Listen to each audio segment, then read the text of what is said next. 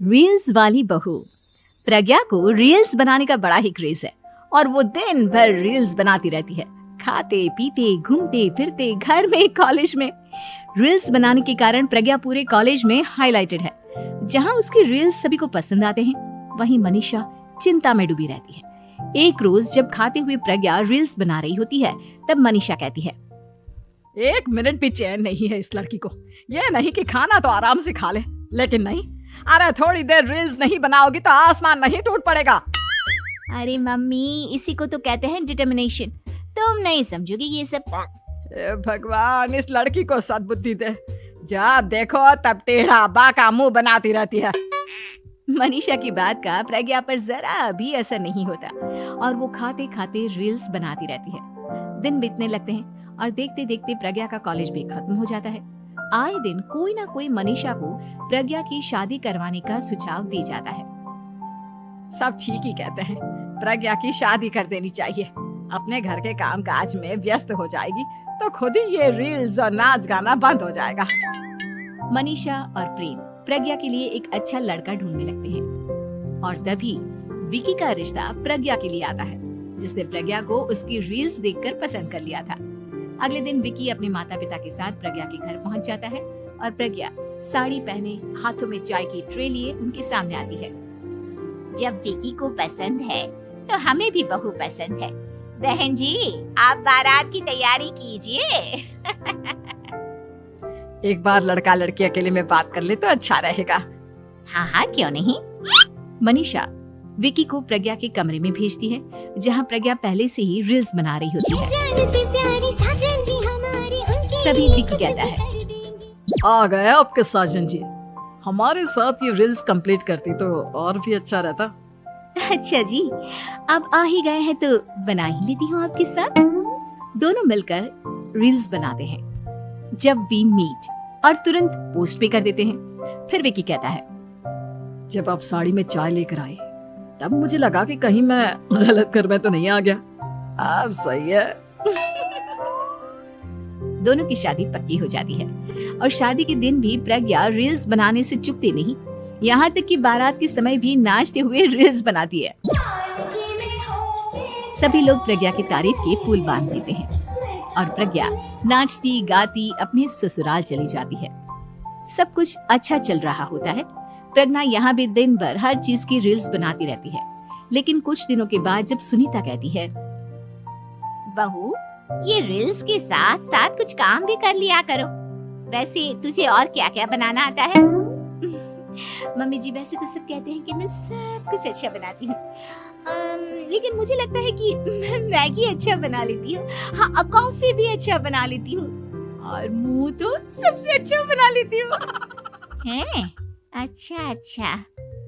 सुनीता अपना माथा पकड़ लेती है और कहती है, बहू, कुछ खाना बनाना भी सीख लेती। मम्मी जी, मैं लंबी प्लानिंग कर रही हूँ। जल्दी ही मैं इतनी फेमस हो जाऊंगी कि मुझे पैसे मिलने लगेंगे। हम दोनों सास बहू राज करेंगे, राज नौकर काम करेंगे और लोगों की तो लाइन लगेगी हमसे मिलने के लिए। तेरा दिमाग खराब हो गया है क्या बहू? हंसी मजाक तक ठीक है, लेकिन इस तरह घर नहीं चलते। जितना जल्दी हो इस घर के तौर तरीकों को सीख लो। प्रज्ञा मुंह घुमाकर चली जाती है और तुरंत उसी वक्त एक रील बनाती है। ये देख सुनीता का गुस्सा 7वें आसमान पर चला जाता है और विक्की के घर आती ही सुनीता उसे सब कुछ बताती है। विक्की भी अब प्रज्ञा की इन हरकतों से परेशान हो जाता है। तुम टेंशन मत लो मम्मा, मैं देख लूंगा। विक्की कमरे में जाता है तो देखता है कि प्रज्ञा रील्स बना रही है। विक्की बड़े ही प्यार से प्रज्ञा से कहता है, प्रज्ञा, इन सब के लिए मैं तुम्हें मना नहीं कर रहा हूँ, लेकिन फिर भी हर वक्त तो ये अच्छा नहीं लगता ना।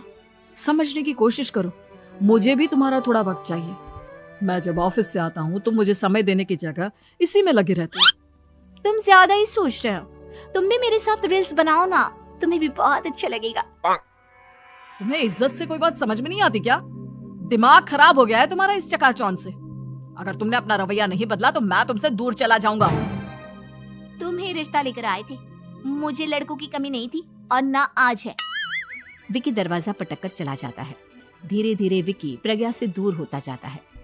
एक रोज मनीषा प्रज्ञा के ससुराल उससे मिलने जाती है। तब सुनीता उससे कहती है, बहन जी, अब आई हैं तो कुछ दिन यहाँ रहकर जाइएगा, आप ही का घर है। हाँ मम्मी, बहुत दिन हो गए तुम्हारे साथ एक भी रील नहीं बनाई मैंने। प्रज्ञा तुरंत अपने फोन में रील्स ऑन कर लेती है। मेरी माँ के बराबर ये सब मुझसे नहीं होगा। तेरा ये भूत अभी तक नहीं उतरा क्या? बहन जी आप कुछ कहती नहीं क्या इसे? जब आप ही कुछ नहीं कर पाई तो मैं कर ही क्या सकती हूँ, सास तो वैसी ही बदनाम है। शाम को घर की लाइट चली जाती है और मनीषा प्रज्ञा से कहती है, मेरे घुटनों में बहुत दर्द हो रहा है, तू लाइट का कुछ इंतजाम करना बेटा। अच्छा कैंडल जला देती हूँ मम्मा। प्रज्ञा गाते हुए कैंडल जलाती है और खिड़की के पर्दे के पास रख देती है। मनीषा जिसे बहुत दर्द हो रहा है वो सो जाती है और प्रज्ञा हमेशा की तरह अपने रील्स में लग जाती है। उधर कैंडल की वजह से पर्दा आग पकड़ लेता है और मनीषा के कमरे में आग लग जाती है। बचाओ, कोई है, बचाओ। सभी भागते हैं और विकी कमरे की आग बुझाने में लग जाता है, लेकिन तब तक मनीषा आधी जल चुकी थी। मनीषा की हालत देख प्रज्ञा रोने लगती है। विकी मनीषा को तुरंत हॉस्पिटल ले जाता है और उसे एडमिट कराता है।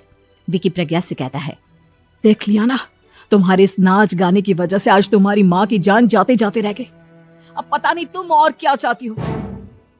उधर डॉक्टर कहते हैं, इनकी हालत बहुत नाजुक है, आधे से ज्यादा जल चुकी है। प्रज्ञा रोती हुई मंदिर में जाती है और भगवान के आगे जाकर कहती है, भगवान मेरी माँ को ठीक कर दो, मैं कसम खाती हूँ हाथ से ये रील्स बनाना छोड़ दूंगी, बस मुझे मेरी माँ वापस मिल जाए। 2 दिन बीत जाते हैं और मनीषा खतरे से बाहर आ जाती है।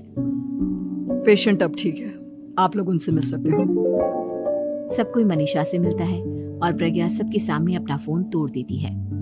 मुझे माफ कर दो मम्मा, मैंने तुम लोगों की बातों को नजरअंदाज किया। बेटा कोई भी चीज जरूरत से ज्यादा खराब है। मैंने तुम्हें रील्स बनाने से कभी मना नहीं किया, लेकिन हर वक्त एक ही चीज तो सही नहीं है। मैं समझ गई हूँ मम्मा, आई एम सॉरी।